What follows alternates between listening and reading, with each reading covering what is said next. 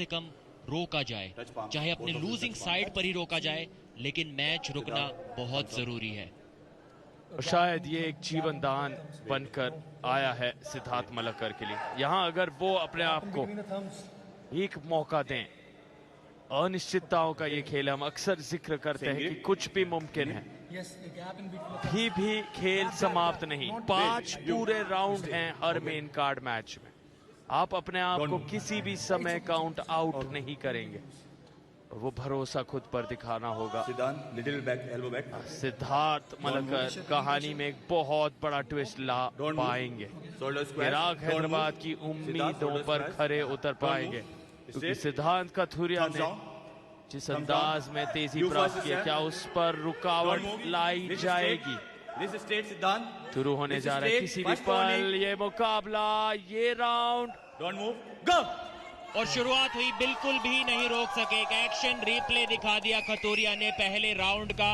और कॉन्फिडेंस देखिए, इस प्रकार का कॉन्फिडेंस जब आप अपने ओपोनेंट के चेहरे पर देखते हैं तो कैसे नहीं आपका मनोबल टूटेगा।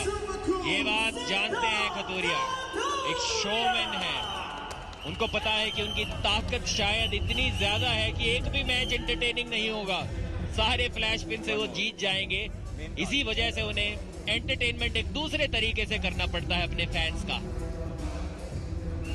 क्या जबरदस्त टॉप रोल लगाया, बहुत मुश्किल उनके हाथ को रोक पाना। कॉन्फिडेंस देखिए, अपनी इंजरीज को हील करके आए हैं। फिजियोथेरेपी, पीआरपी, स्टेम सेल्स, सारे ट्रीटमेंट उन्होंने लिए हैं।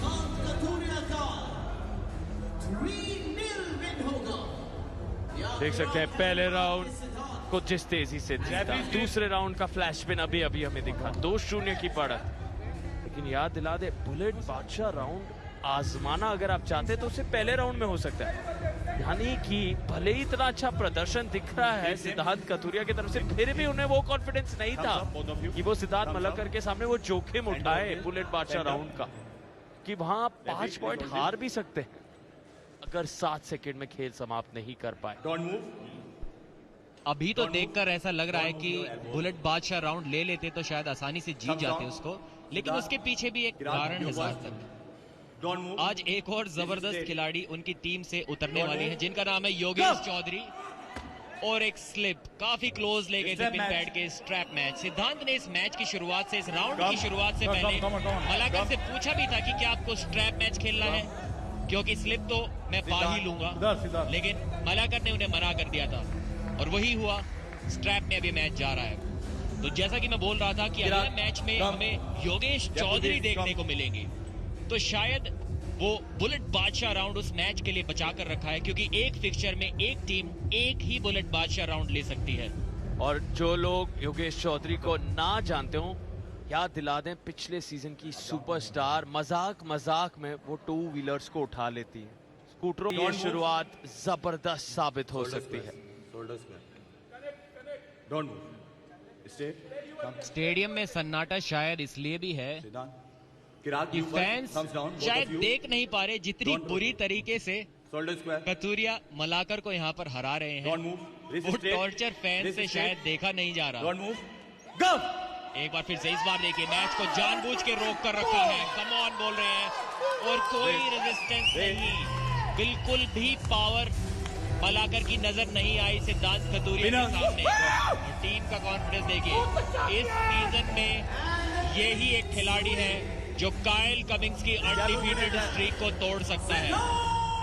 90 केजी के इस खिलाड़ी को रोक पाना शायद इस वर्ष नामुमकिन होगा। और टीम सपोर्ट देखिए, कॉन्फिडेंस देखिए। जी हाँ, तालियां ठोकते हुए, सीटियां बजाते हुए प्रसन्नजीत पात्रा बेहद खुश। और उन्हें भी देखना बहुत दिलचस्प होगा जिस अंदाज में वापस अपने आप को अगले स्तर की फिटनेस में लाए हैं प्रसन्नजीत पात्रा। वो वहां डगआउट में बहुत खुश हुए सिद्धांत कथुरिया के इस प्रदर्शन को देखकर, और घूरते हुए पूरी तरह से मनोबल को चकनाचूर करते हुए वहां। यहाँ सिद्धार्थ मलक्कर की वापसी कैसी होगी ये भी दिलचस्प होगा, क्योंकि उनका आने वाले 15 दिनों में बने रहना चिराग हैदराबाद के लिए बेहद जरूरी है। और आपने जिक्र किया काइल कमिंग्स का, जी हाँ, वो भी देखना बहुत दिलचस्प बन जाता है जब सिद्धांत कतुरिया लड़ेंगे काइल कमिंग्स के साथ, वहां कौन आगे बढ़ेगा। फिलहाल तो 5-0 की बढ़त हो गई है, आसानी से काम को समाप्त किया है। और इसके बाद होगी 65 किलो की टक्कर। जिक्र हमने किया योगेश चौधरी का, वो आने वाली है कीर्तिका पमेल के सामने कुछ ही देर में।